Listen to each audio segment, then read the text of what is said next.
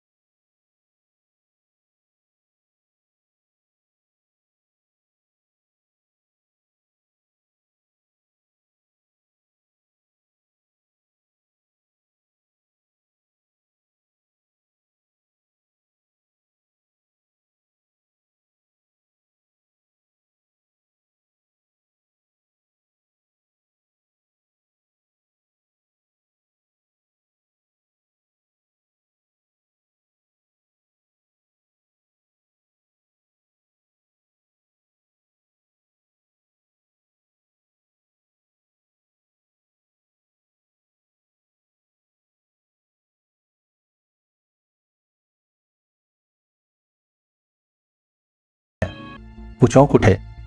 इस सुनसान वीरान इलाके में कौन उन्हें बुला रहा है? और वैसे भी इस गांव की तरफ तो उनके ससुराल वालों को छोड़कर कोई भी ऐसा नहीं है जो उन्हें पहचानता हो।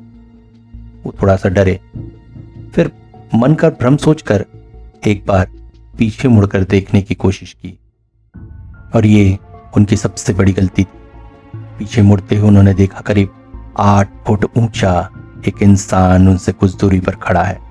उसकी आंखें जैसे कोयले की तरह जल रही हैं। अचानक वो बोल पड़ा, अरे हिस्से की मिठाई लेकर तो कहाँ जा रहा है? मामा इसे सुनकर बहुत अधिक डर गए, मगर उन्होंने मनी मन सुरापाट करना शुरू किया और कहा, भाई साहब, मैं आपकी मिठाई क्यों लूंगा? मैंने तो अपने हिस्से की मिठाई कर दी है। तूने जब दुकान से मिठाई ली, दुकानदार ने क्या कहा? तेरे पहले एक आदमी बैठा हुआ सामान का वेट कर रहा था कि नहीं? तूने मेरी मिठाई ज्यादा पैसे देकर खरीद ली। पता नहीं जिन जिन चीज पर नजर डालते वो उनकी हो जाती है, और तू मेरा सामान लेकर जा रहा है। मामा चौंक पड़े। उन्होंने कहा, मैं ये नहीं जानता था, इसलिए मैंने ऐसा किया। बहुत बुरा किया, अपनी मौत बुला ली है तूने। अब तू जिंदा किसी हाल में नहीं लौटेगा। मामा ने तब उन्हें समझाने की बहुत कोशिश की कि उन्होंने जो भी किया है गलती किया है, मगर वो किसी तरह से भी समझने को तैयार नहीं था। तब मामा ने अपनी जान बचाने के लिए कहा, आप ये मिठाई ले जाइए, मुझे नहीं चाहिए।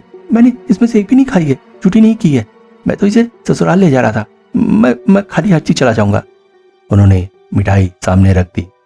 उसे देखकर जैसे जिन्न की क्रोध थोड़ा सा शांत हुआ, मगर उसने कहा, ठीक है, मैं जा रहा हूं, तो अपनी आंखें बंद कर और मुझे मत देखना। तूने अगर मुझे जाते हुए देखा या मेरी हवा भी तुझे लगी, तेरी मौत हो जाएगी। मामा 10 कदम पीछे भी हट गए। वो आंख बंद किए खड़े थे कि उनके कानों में आवाज आई, आज तो जा रहा हूं, पर तुझ पर मेरी नजर रहेगी। अचानक ही एक बहुत बड़े पक्षी के पंख फड़फड़ाने की आवाज से मामा की आंख खुली। उन्होंने देखा एक बड़ा सा चमगादड़ उनसे दूर चला जा रहा है। तेज कदमों से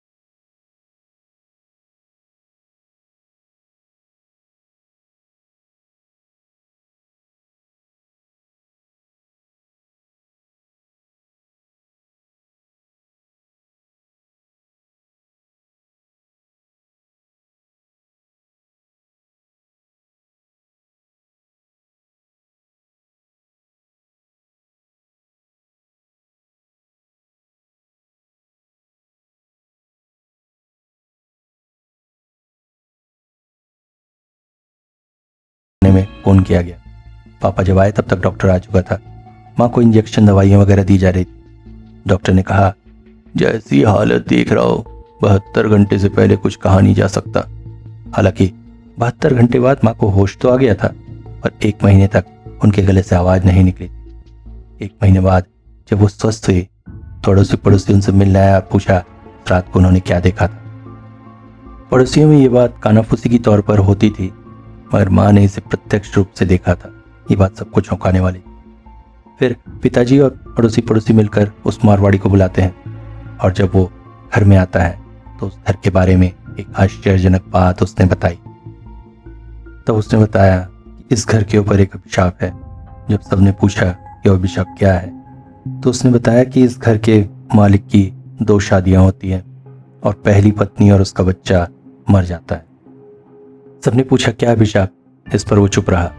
उसने कहा, इसका जवाब तो मेरे पास भी नहीं है और मेरे पिताजी के पास भी नहीं था। उसने बताया कि माँ ने जो एक औरत देखी थी वो उनकी पहली पत्नी थी, और बाकी तो जो औरतें दिखी वो एक उनकी पहली माँ और दूसरी उनकी सौतेली माँ थी। उसकी सौतेली माँ मरी थी घर के अभिशाप से, ये तो समझ में आता है, मगर उसकी अपनी माँ कैसे मरी? जब उनसे ये पूछा गया तब उसने बताया कि उसकी माँ ने अपनी सौतन को कुएं के आसपास घूमते देखा था, जिसकी घर में तस्वीर है और जिस पर माला चढ़ी हुई है। अगर वो व्यक्ति आपको प्रत्यक्ष आंखों के सामने दिख जाए तो आप क्या स्थिति होगी?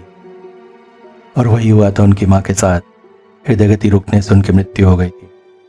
ये घटना जानने के बाद बाकी लोगों ने क्या किया पता नहीं, परंतु मेरे माता पिता ने वो घर जल्द से जल्द छोड़ दिया। दूसरी कहानी इनके चाचा जी के साथ घटी घटना है। ये लिखते हैं, मेरे चाचा जी सरकारी ड्राइवर थे। उनका काम था साहब को गाड़ी चलाकर अलग अलग जगह ले जाना। एक बार एक काम के सिलसिले में वो एक जगह गए थे जहाँ कुछ समय तक रुकना था। साहब रुके थे साहब के बंगलों में और उनको रुकना था ड्राइवर्स क्वार्टर में। इस क्वार्टर में बीचों बीच एक बड़ा सा ट्यूबवेल था। दिन के समय तो ट्यूबवेल में काफ़ी भीड़भाड़ होती थी, लोग वहाँ से पानी लेते थे, परंतु रात को पता नहीं क्यों लोग उस ट्यूबवेल की तरह नहीं जाते थे। वहाँ पर पूरी तरह से सन्नाटा होता था। ऐसे ही कुछ दिन बीते। एक दिन साहब के साथ काम से लौटते हुए उन्हें देरी हो गई। शाम ढल गई थी। वो अपने घर गए, नहा धोकर खाना आना खाया। इसके बाद सोने जाने से पहले जब वो पानी पीने गए तो उन्होंने देखा घर में पानी भरना वो भूल गए थे। बॉटल लेकर वो ट्यूबवेल की तरफ चल पड़े। चारों तरफ सन्नाटा था। अभी वो पानी तेड़ ही रहे थे कि अचानक उनके हाथों के नीचे से एक छोटा सा बच्चा खिलखिलाते हुए निकल गया।